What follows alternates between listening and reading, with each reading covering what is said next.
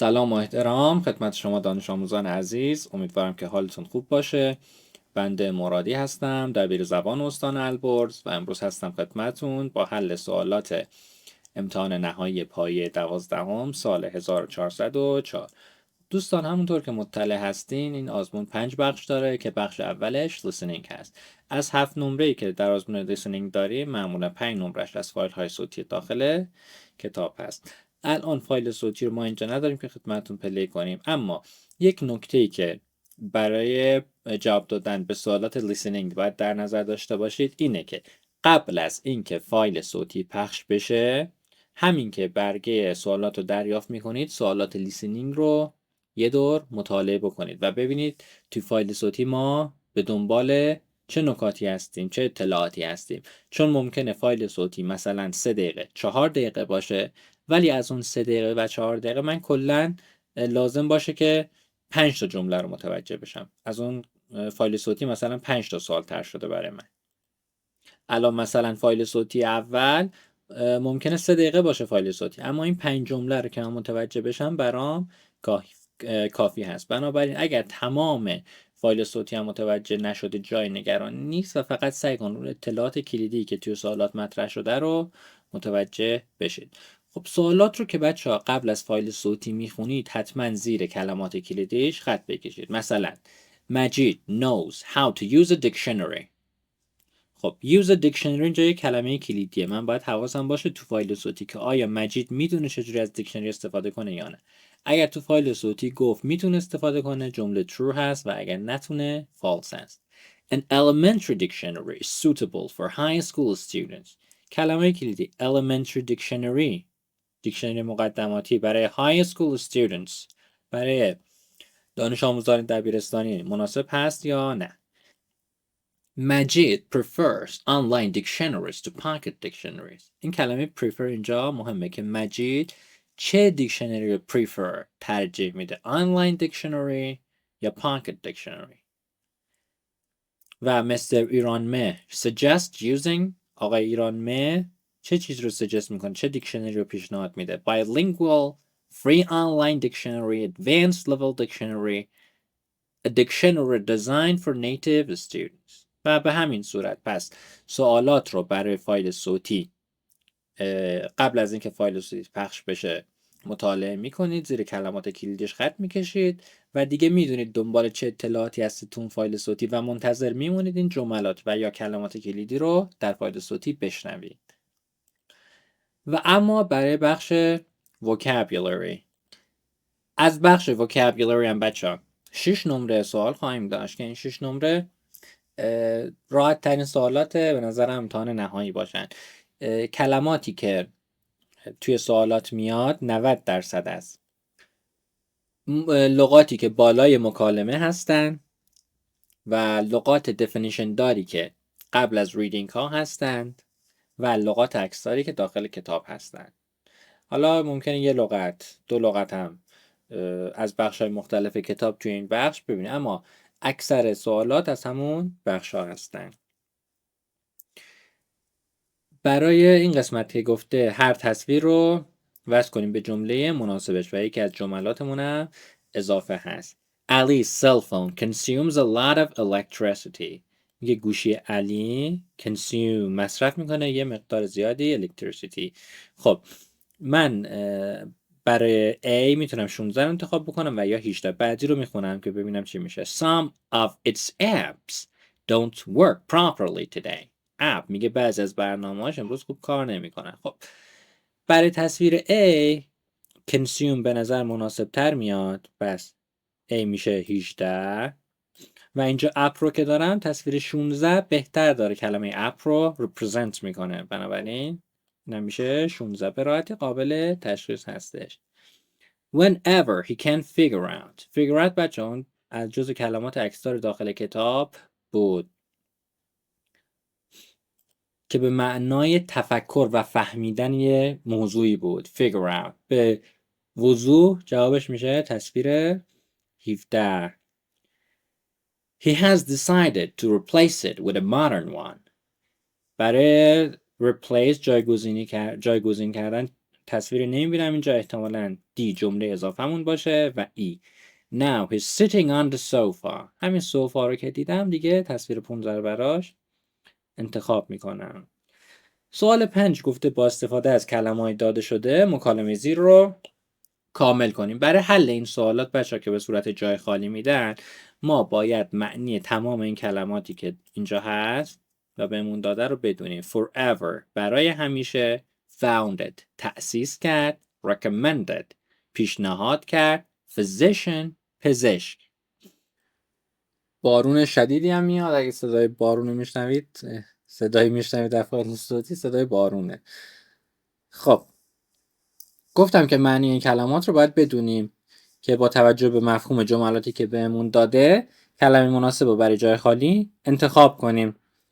جمله اول این مکالمه‌ای که آقای A گفته Hey Tina, did you know that Dr. Qarib blank space the first children's medical center in Tehran؟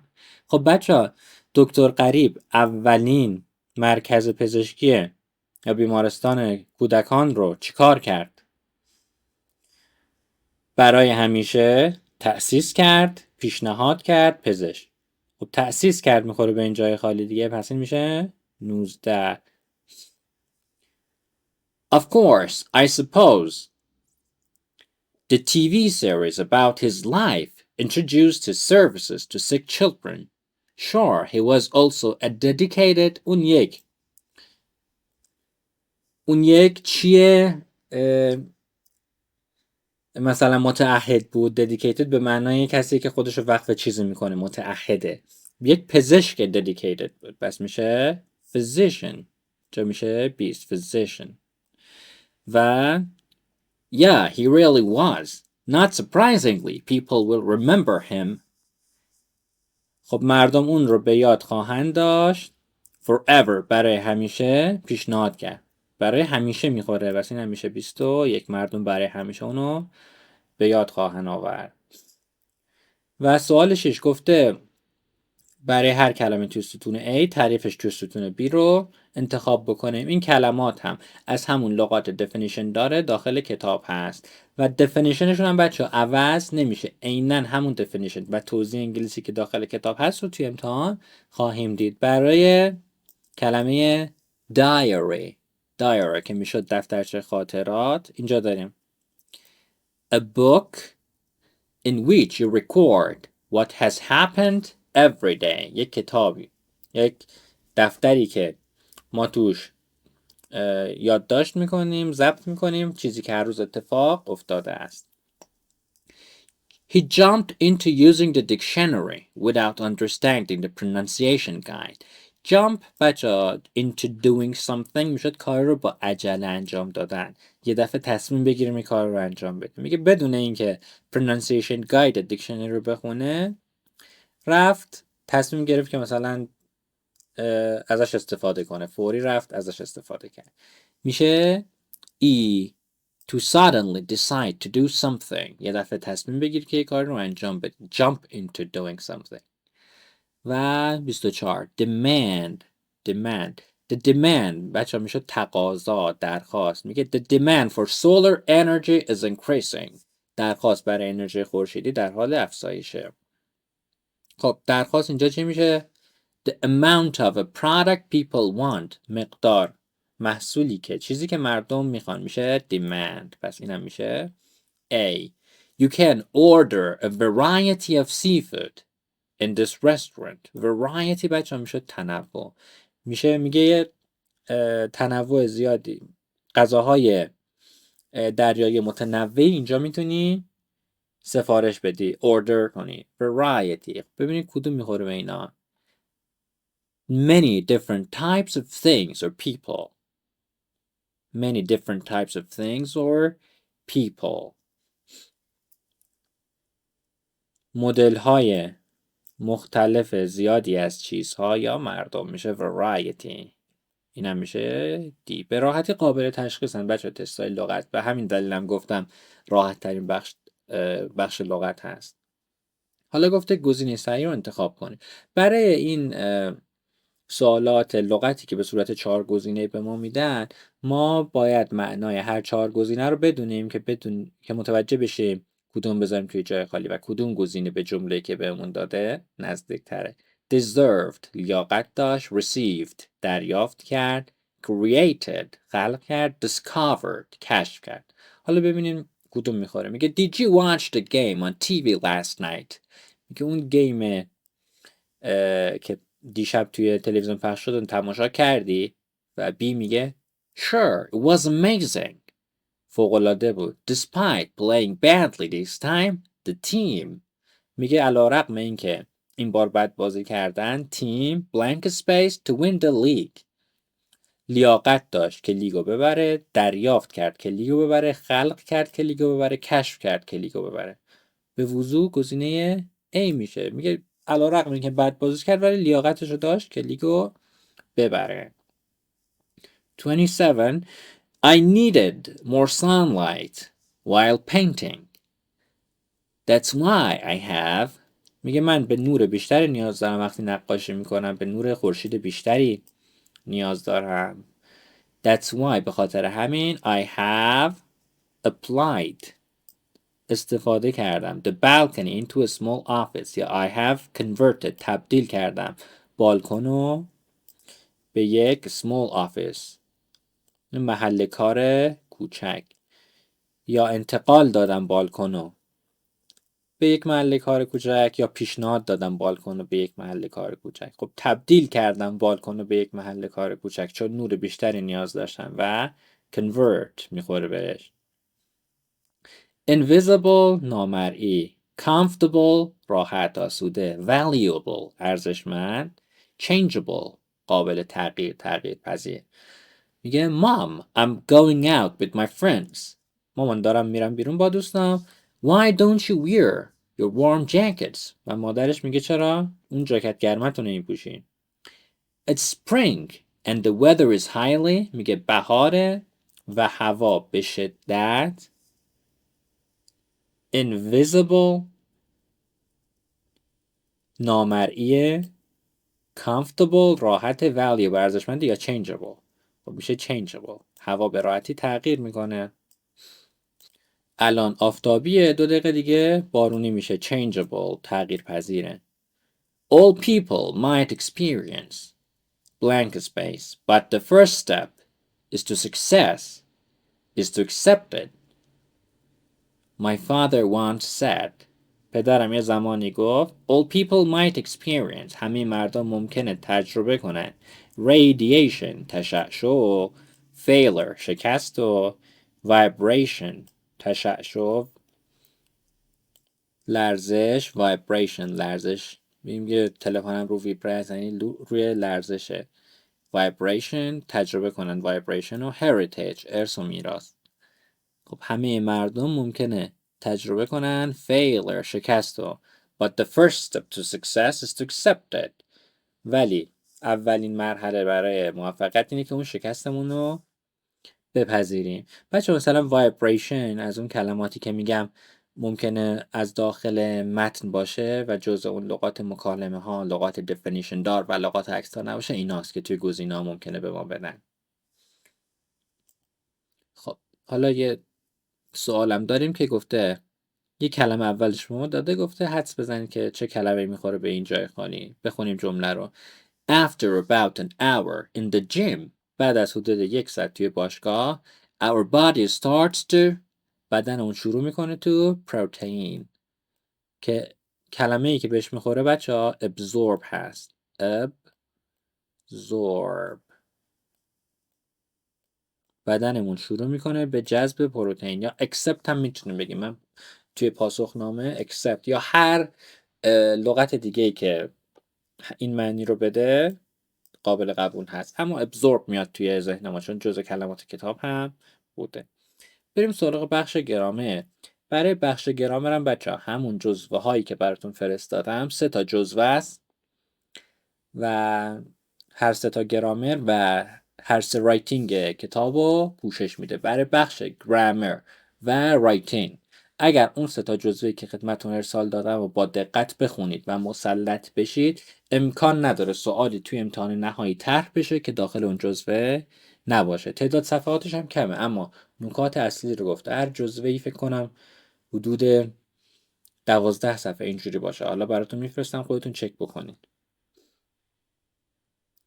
گفته گزینه صحیح رو انتخاب کنیم با توجه به گرامرش. They know that you're right. اونا میدونن که حق با توه. But this idea will never help them. اما این ایده هرگز بهشون کمک نخواهد کرد. حالا با تگ کوئسشن ها میخواد ما جواب بدیم. خب توی این جای خالی میخواد بگه اینطور نیست، میگه این ایده هرگز کمکشون نمیکنه. اینطور نیست مگه نه؟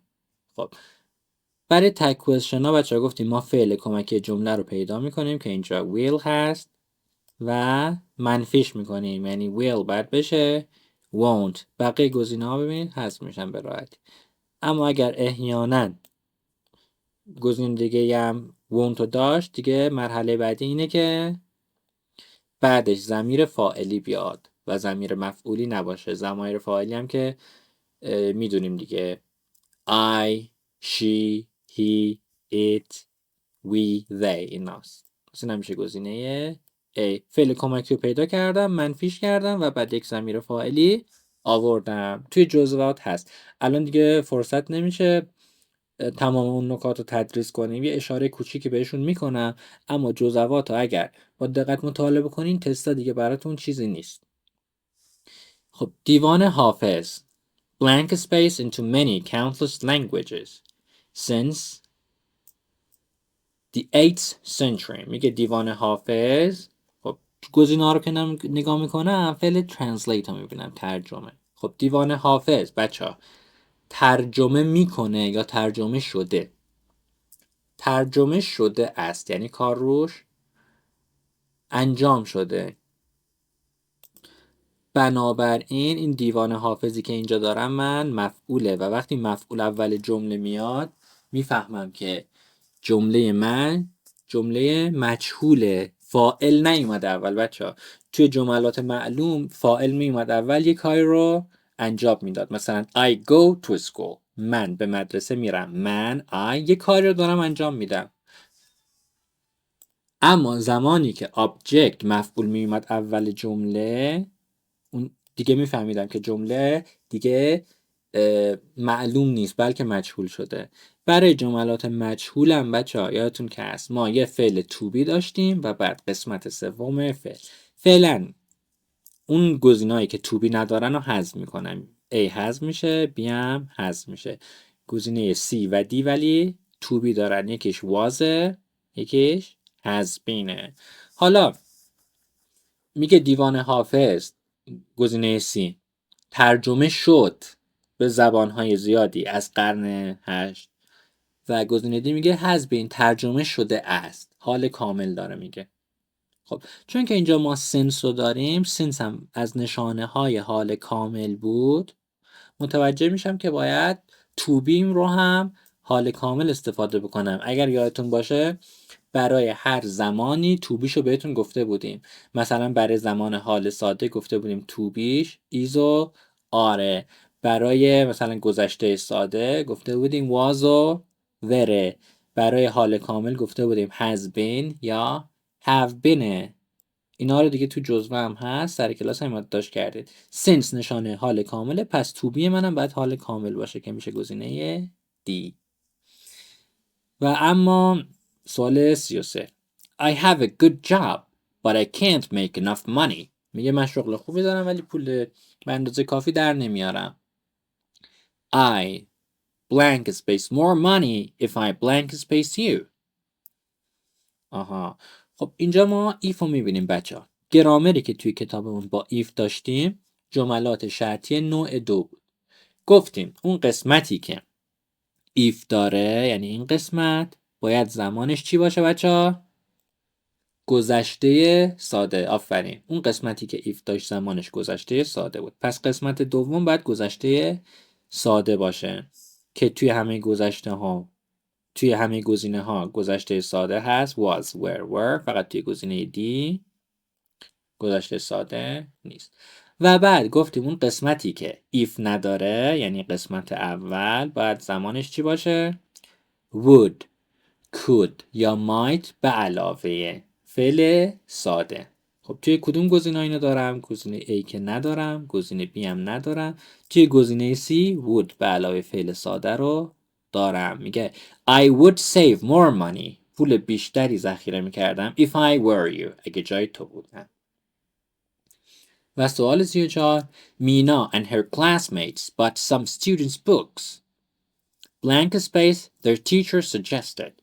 میگه مینا و همکلاسیاش اون کتاب دانش آموزی که معلمشون پیشنهاد کرده بود رو خریدن. خب اینجا مینا و همکلاسیاش خریدن چه چیزی رو؟ students books. خب students books بچه انسان یا غیر انسان؟ غیر انسانه. برای انسان گفته بودیم who و whom میتونیم استفاده کنیم و برای غیر انسان ها از which استفاده میکردیم. اون what هم که کلن متفرق است. گرامری که ما داشتیم این ستا بود، who و whom و which. این دوتا برای انسان و which برای غیر انسان. کتاب هم غیر انسانه پس which انتخاب میشه. حالا تفاوت های who و whom اینا همش داخل جزوه هست. سوال 10 شکل صحیح فعلای داخل پرانتز رو بنویسیم. When I got home my son blank space already blank space slept. already بچه از نشانه های حال کامل بود. جزوات رو با دقت بخونید ببینید نکته به نکته ریز به ریز ازش سوال اومده. خب حال کامل میگه وقتی که من اومدم خونه پسرم به خواب رفته بود. اینو من یه دونه از روی already میتونستم تشخیص بدم، یه دونه هم این که گفته بودیم گذشته ساده و حال کامل با هم دیگه میان. ببخشید گذشته کامل بچه ها گفته بودیم گذشته ساده got و گذشته کامل had که had به علاوه قسمت سوم فعل بود had plus verb 3. خب و اون کاری که زمانش گذشته کامل بود قبل تر انجام شده بود. میگه وقتی که من اومدم خونه قبلش پسرم خوابیده بود. خب این یکیش که گذشته ساده رو که تشخیص دادم. حالا میفهمم اون یکی قسمت رو باید گذشته کامل بیارم. پس یه دونه had میخوام اینجا. گذشته کامل یه دونه had بود و بعد قسمت سوم فعل که اینجا follow داریم قسمت سومش میشه fallen. این قسمت سوم اگر با قاعده باشه که قسمت دوم و سوم فعل ایدی میگیره و اگر بی قاعده می بود که آخر کتاب داشتیم و ترم اول هم یه امتحان ازتون گرفته بودیم که حفظ کرده باشید. خب What would you do if you blank space lost in a foreign country؟ میگه چی کار میکردی؟ What would you do if you اگه گم میشدین توی یک کشور خارجی. خب اون قسمتی که would و قسمت ساده فعل بود رو داریم. ایفو که میبینم متوجه میشم که جمله شرطیه. بودم که میبینم میفهمم شرطی نوع دوه. حالا شرطی نوع دو یه دونه would به علاوه قسمت ساده فعل داشت و اون قسمت بعدیش که if داشت گذشته ساده میومد دیگه. الان گذشته ساده فعل get میشه got. به همین راحتی. چیکار میکردی اگه گم میشدی توی یک کشور خارجی؟ In big cities the traffic rules blank space by everyone. خب بچه این مربوط میشه به اون گرامری که خدمتتون گفتیم. به جملات مجهولمون ما میتونیم modals افعال کمکی هم استفاده کنیم. must، should و غیره. may. به این صورت بود که must رو می نوشتیم. حالا یا هر فعل کمکی که بهمون داره must رو می نوشتیم و بعد برای حالت مجهولش گفتیم چون بعد از must همیشه بعد از افعال کمکی که یکیش ماسته همیشه باید فعل ساده بیاد. فعل to be میشد be must be و بعد قسمت سوم فعل اصلی obey must be obeyed که obey یه فعل با قاعده است و قسمت دوم سومش ed میگیره. پس in big cities the traffic rules must be obeyed by everyone. توی شهرهای بزرگ قوانین راهنمایی رانندگی traffic rules must be obeyed باید اطاعت بشه by everyone توسط همه. خب their father often blankets pays 2 pieces of pizza for lunch on the weekend doesn't he. خب بچه وقتی که اینجا doesn't he رو من میبینم متوجه میشم زمان جملم چی بوده؟ حال ساده. حال ساده ای که این منفیش کرده شده doesn't. برای حال ساده یادتون که از do و does استفاده میکردیم دیگه. خب حال ساده هوا میخوام میرم فاعلم هم یه نگاهی میکنم چون هزم دارم من براش. چون گفته father پدر اونها مثلا میشه محمد علی دیگه میشه he. پس برای he و she و it ما از have استفاده میکردیم یا has. آفرین has جای خارج رو میذاریم has. اینم از این قسمت. حالا گفته با هر گروه از کلمه‌های در هم ریخته یک جمله معنادار بنویسید. خب بچه‌ها این علامت‌ها رو حتما دقت بکنید. مثلا جمله اول میبینید که علامت سوال داره. وقتی که علامت سوال داره جمله من احتمالاً با یک فعل کمکی شروع شده که اینجا فعل کمکی should بوده یا WH question مثلا ممکنه باشه. جملات سوالی اینجوری هن دیگه یا با WH question ها شروع میشن. What is your name? Where are you from? Where were you born? یا با افعال کمکی Is your father a physician? Are you hungry? یا should مثلا Should we leave now? پس should بچه اول میارم میگم should.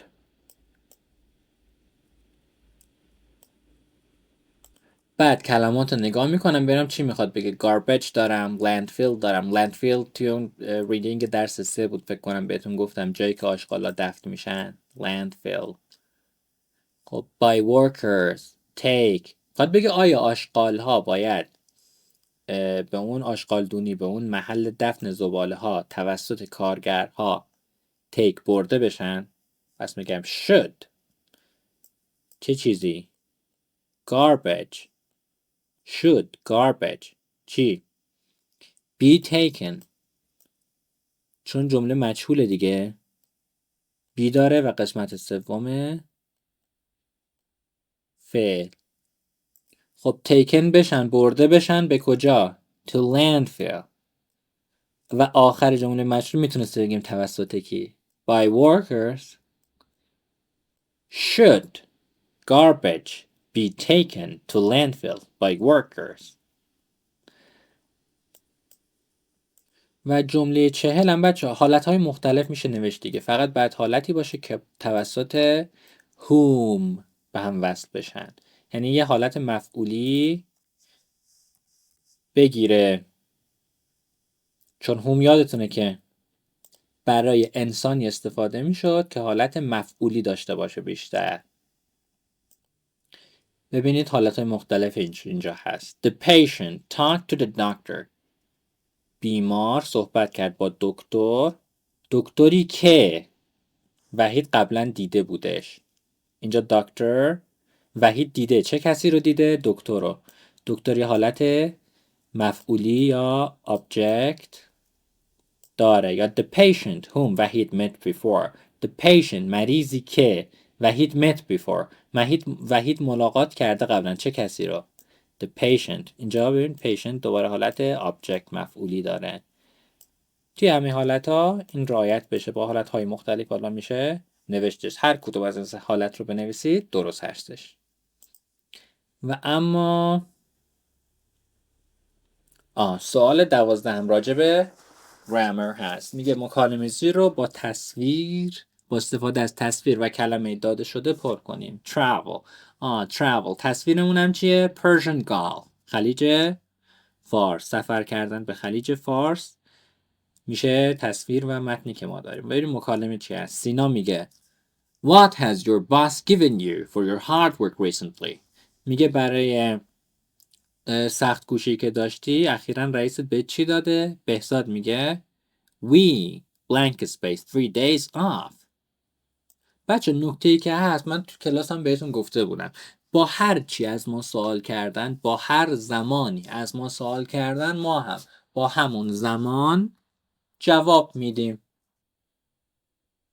اینجا گفته has given چه چیزی بهت داده. منم اینجا میگم چه چیزی دریافت کرده ام. We have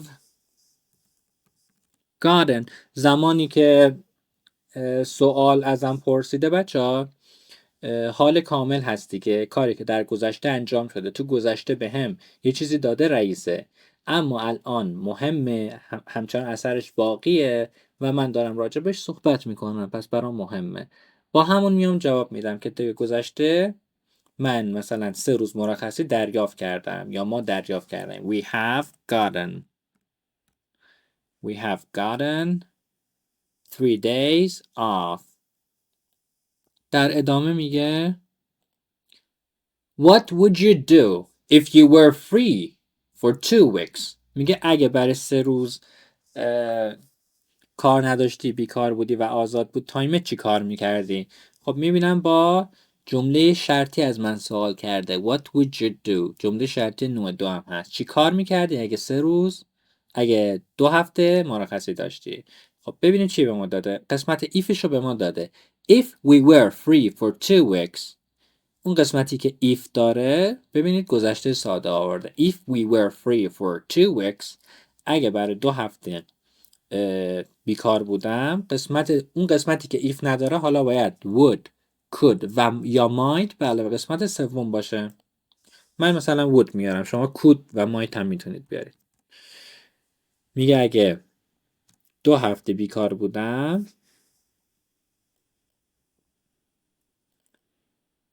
آیش هم بنویسم I would. خب بعدش فعل ساده که travel. I would travel. سفر میکردم کجا؟ با توجه به عکس. I would travel to Persian Gulf. سفر میکردم به خلیج فارس. توی این مدل سوالایی که بهتون مکالمه عکس میدن میگن مکالمه رو پر کنید، حواستون به زمان باشه. با هر زمانی ازتون سوال کرده بود، مکالمه توی هر زمانی داشت پیش میرفت، با همون زمان شما هم جواب بدید و با همون نوع جمله، مثلا نوع شرطی. برای ریدینگ ها بچه ها مشابه لیسنینگ عمل بکنید. اول سوالات رو بخونید که ببینیم سوالات چیان و ما به دنبال چه اطلاعاتی هستیم. سوالاتو که خوندم و کلمات کلیدیشو مشخص کردم، میرم متن رو میخونم. دقیقا مثل listening. حالا یه تکنیک اسکیم و اسکن هم داشتیم که مسلط هست، اونو برای متنای طولانی تر. الان اینجا متن کوتاه من دیگه اسکیم نمی کنم، ولی برای یه متنی مثل این که بلندتره اول اسکیم میکنم، خط اول اینو میخونم، خط آخرش رو میخونم، یه نگاه کلی بهش میندازم و این کنارش مینویسم موضوع این پاراگراف چیه و بعد پاراگراف بعدی و خط اولش رو میخونم و خط آخرش یه نگاه کلی و میگم در کل داره راجع به چی صحبت میکنه. بعد میرم سوالات رو میخونم، میفهمم دنبال چیم.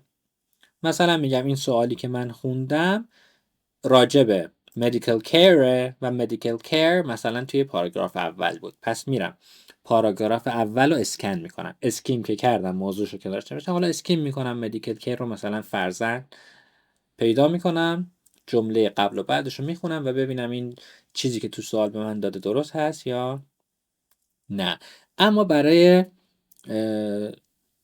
پاراگراف ها یا متنای کوتاه‌تر دیگه نیاز به اسکیم نیست، دیگه همشو باید بخونیم. فقط سوالات رو قبلش میخونم. گفته که با توجه به هر متن ما مشخص کنیم کدوم یک از این گزینه ها درسته. میگه لغت فورس has no special arrangement. میگه لغت فورس ترتیب خاصی نداره. خب young poets use synonyms and explanations in لغت فورس.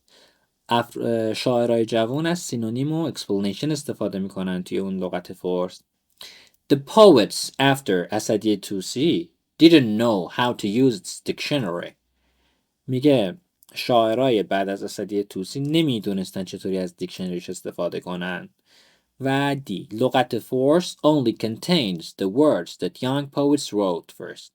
لغت فورس فقط شامل لغاتیه only contains اون لغاتی که young poet شاعرها نوشتن توش. حالا متن رو بخونیم ببینیم کدوم یک از اینا میخوره. میگه A distinguished Iranian poet named اسدیه توسی compiled the first Persian dictionary and called it لغت فورس. یه شاعر متمایز و برجسته ایرانی به اسم اسدیه توسی اولین دیکشنری ایرانی رو کمپایل کرد، جمع آوری کرد و اسمش رو گذاشت لغت فورس. این متن توی کتاب بوده بچه‌ها. He arranged مشابهش بوده یا خودشه یا مشابهش بوده. He arranged the list of entries according to the final letters of the words. بله متن همون دقیقاً متن کتابه، چیزی عوض نشده. برای ریدینگ هم مثل لیسنینگ متن‌های داخل کتاب هستن و از خارج از کتاب هم متن داریم. خب میگه اون مرتب کرد لیست انتری، این لغت‌های اصلی که داخل دیکشنری هستن یا اصطلاحاً میگفتیم مدخل، مرتب کرد لیست لغات رو نسبت با توجه به حرف آخرشون. پس این جمله که میگه no special arrangement ترتیب خاصی نداشتن لغات غلط هستش. This dictionary has synonyms and explanations. میگه این دیکشنری سینونیم و اکسپلنیشن داره. ببین من سینونیم و اکسپلنیشن و سوالو که خوندم زیرش خط کشیدم. وقتی که توی متن بهش برمیخورم دیگه حواسمو جمع میکنم ببینم راجبش چی گفته. به همین علت هم زیر کلمات کلیدی دارم خط میکشیم. خب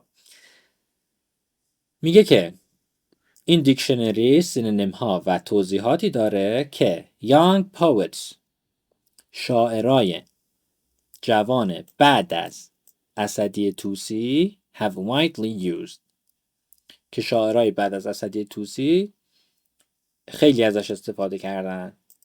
پس این جمله‌ای که میگه the poets after اسدیه توسی شاعرای بعد از اسدیه توسی نمیدونستن چجور از دیکشنری استفاده کنن کاملا غلطه، چون گفته widely به صورت گسترده ازش استفاده کردن. They have added many words اضافه کردن تعداد زیادی کلمات to the first dictionary as well. نه تنها استفاده کردن بلکه کلمات دیگری رو هم بهش اضافه کردن. اینجا گزینه دی میگه لغت فورس فقط شامل کلماتیه که شاعرای جوون نوشتن. غلطه. هم شامل لغاتیه که جوونا نوشتن و همون لغات خود اسدیه توسی. پس میمونه گزینه بی که گفته young poets که شاعرای جوان استفاده میکنن از سینونیم ها و اکسپلنیشن داخل دیکشنری که توی این جمله به وضوح بیانش کرده بود. حالا برای تمام سوالات بخش ریدینگ بچه ها همین کار باید انجام بدین. اول سوالا رو بخونیم، زیر کلمات کلیدیش خط بکشیم. اگر متن طولانی بود اول اسکیم میکنیم، مشخص میکنیم هم پاراگراف راجبه چیه و بعد توی اون پاراگراف دنبال جواب میگردیم و اگر متنم کوتاه بود مثل این دیگه مستقیم میریم سراغ متن و جواب رو پیدا میکنیم. به کلمات کلیدی و اون کلماتی که زیرش خط کشیدم برخورد که میکنم جواب توی همون جمله است احتمالاً دیگه، یا نهایت جمله قبل و بعدش یا بعدش. و اما برای بخش رایتینگ بچه میرون and or buts رو آورده این قسمت رو پس باید مطالعه بکنید دیگه. این حل سوالات داره این دیدو بهتون میده که سوالات از کجا و به چه صورتی میاد، نحوه حلشون چجوریه و شما باید چجوری مطالعه کنید. روش مطالعه هم دیگه من اینقدر سر کلاس گفتم دیگه باید همگی مسلط باشید.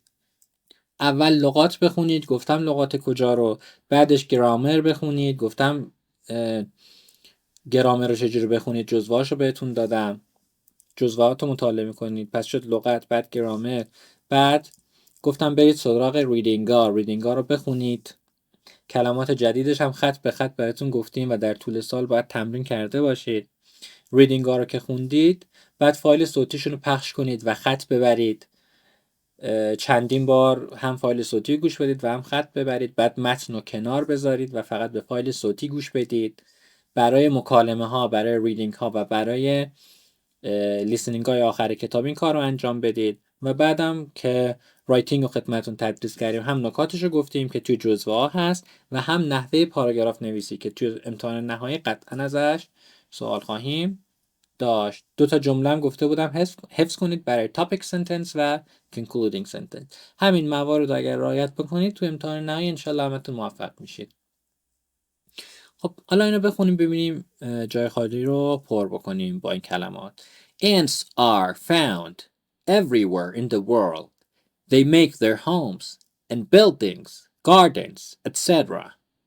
Whenever they find a sweet lying on the floor, they stick to the sweet. میگه هر وقت. Whenever. پیدا میکنن شیرینی روی زمین که روی زمین افتاده. Lying on the floor. They stick to the sweet. میچسبن به اون شیرینی و and میارم اینجا دیگه carry it to their home. میچسبن به شیرینی اما اونو حمل میکنن به خونشون و اونو حمل میکنن به خونشون یا اونو حمل میکنن به خونشون. بنابراین حمل میکنن اونو به خونشون. مشخص ترین جواب and، چون این دوتا کار در راستای هم هستن. Ants are very hard-working insects. They have 2 eyes and 6 legs. They're usually wingless. میگه اونا اغلب بدون بالن. They develop wings. خب بنابراین when they reproduce. اما وقتی که تولید مثل میکنن، reproduce میکنن، develop wings، بال در میارن. اینجا بات میارم دیگه چون که 2 تا جمله برعکس همن. اول میگه بال ندارن، winglessن، بدون بالن. بعدش میگه اما موقعی که تولید مثل میکنن بال در میارن. They live in groups or colonies. اونا توی گروه ها و کلونی ها زندگی میکنن. They are social insects. So بنابراین موجودات اجتماعی هستن. چون که توی گروه زندگی میکنن نتیجهش اینه که اونا موجودات اجتماعی، حشرات اجتماعی هستن. and but و so استفاده شد و or اضافه بود.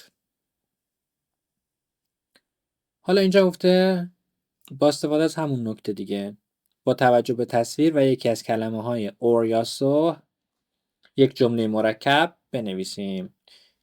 جملات مرکب هم بچه 2 تا جمله بودن که توسط این کلمه های رفت و هم دیگه وصل می شدن. In our town, people usually ride their bicycles. توی شهر ما مردم اغلب معمولاً سوار دوچرخه هاشون میشن.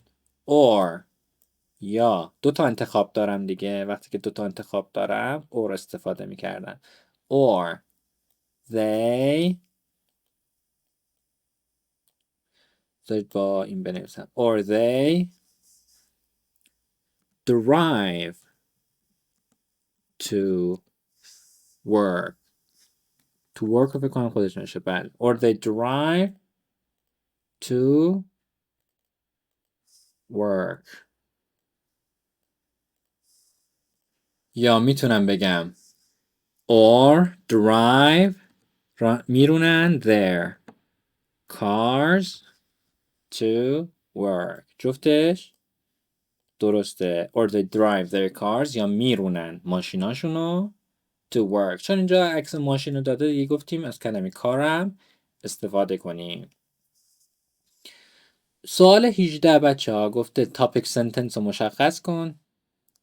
supporting sentence ها چی کار دارن میکنن و concluding sentence خودمون بنویسیم. topic sentence بچه معمولا موضوع اوله، جمله اوله، همین جمله میگه saving electricity seems very essential these days. ذخیره electricity برق امروزه خیلی ضروری به نظر میاد. این میشه topic sentence که تاپیکمون هم saving electricity هست دیگه. و بعد در ادامه ما supporting sentence ها رو داریم، جملات حمایت کننده رو داریم که گفتیم جملات حمایت کننده میان این topic sentence رو حمایت میکنن. حالا یا داستانی میگن راجبش که چرا ذخیره، یه داستانی میگن مثلا راجب این که چرا ذخیره برق مهمه، یا میان توضیح میدن چرا مهمه، یا دلیل میارن چرا مهمه. حالا میگه supporting sentence هایی که اینجا هستن کدوم کارا انجام میدن. میگه the cost of producing electricity has increased and families must pay high bills.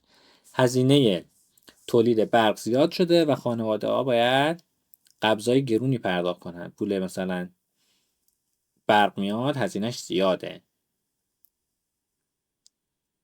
In the process of generating electricity, they consume a large amount of resources of the earth and produce lots of pollution. برای تولید برق از منابع زمین خیلی استفاده میشه مثل نفت و اینا خودش pollution آلودگی تولید میکنه. People experience long hours without electricity. At night, مردم تجربه میکنن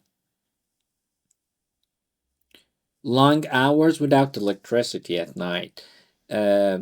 ساعتهای طولانی بدون برق و در شب. Hospitals, schools and many other important places will be unable to perform their activities normally. میگه بدون برق بیمارستان ها، مدارس و جاهای مهم دیگه نمیتونن فعالیتاشون رو به صورت نرمال انجام بدن. These are only some negative effects of being careless about saving electricity. و اینا صرفاً چند تا از اثرات منفی بی‌توجهی نسبت به برق هستش، نسبت به ذخیره برق هستش. خب بچه داستان که نگفتن اینا به ما که چرا essential ذخیره برق ضروریه، توضیح میداد که چرا ضروریه. چون گفت بر بیمارستان ها مثلا نیاز دارن، مدارس نیاز دارن، داشت توضیح میداد که این ضروریه و دلیلم می آورد که مثلا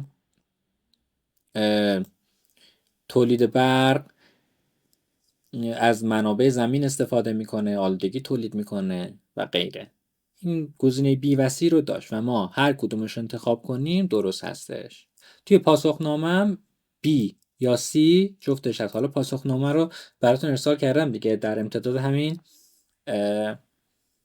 برگه پاسخنامه رو داریم. بی و سی جفتش در پاسخنامه هم صحیح است. حالا گفته concluding sentence رو بنویسید، جمله نتیجه گیری. ما گفته بودیم که جمله نتیجه گیریمون همون جمله topic sentence اما با لغات دیگه، یعنی همونو میگه ولی با یه لغات دیگه ای، به یه نحو دیگه ای. جمله topic sentence گفته ذخیره انرژی خیلی essential، ضروریه امروزه. حالا من میگم ذخیره انرژی نقش کلیدی ایفا میکنه، همون جمله‌ای که گفته بودم حفظ کنید. saving electricity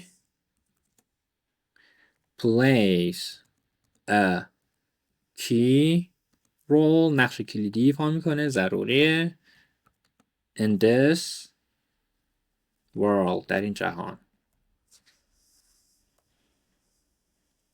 اینم از concluding sentence. به راحتی 2 نمره. حالا گفته سوال آخر با استفاده از عبارت‌های داده شده و تصویری که داریم یک پاراگراف کامل بنویسیم. پاراگراف کامل اونم باید یه دونه topic sentence داشته باشه، 3 تا supporting sentence و یک جمله concluding. بچه این جملاتی که گفتم حفظ کنید واقعا خیلی به دردتون میخوره. موضوع pollution، من همون جمله رو میام مینویسم که گفتم حفظ کنید. Pollution is one of the most important issues in the world. آلودگی یکی از مهمترین مسائل جهان است.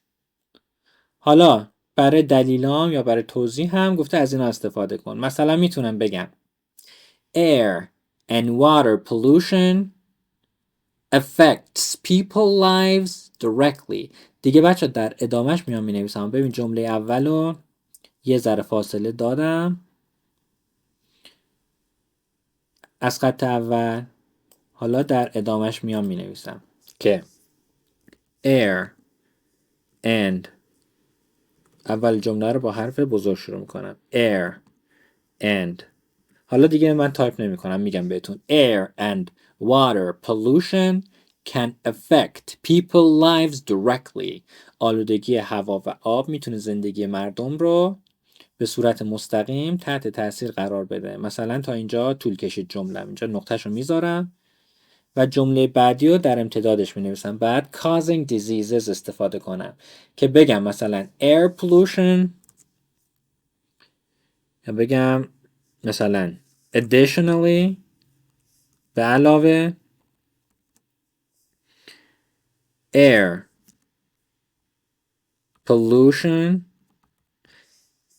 can cause a lot of diseases. میتونه باعث خیلی از بیماری ها بشه. مثلا تا اینجا طول میکشه این جمله، نقطهشو میذارم و بعد destroying nature. مثلا pollution با یه عبارتی حالا میگم moreover، مثلا moreover به علاوه pollution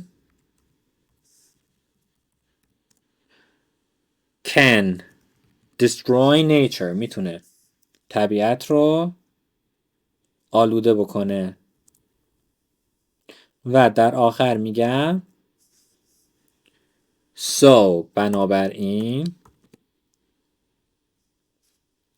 pollution plays a key role. یا مثلا paying attention to pollution is essential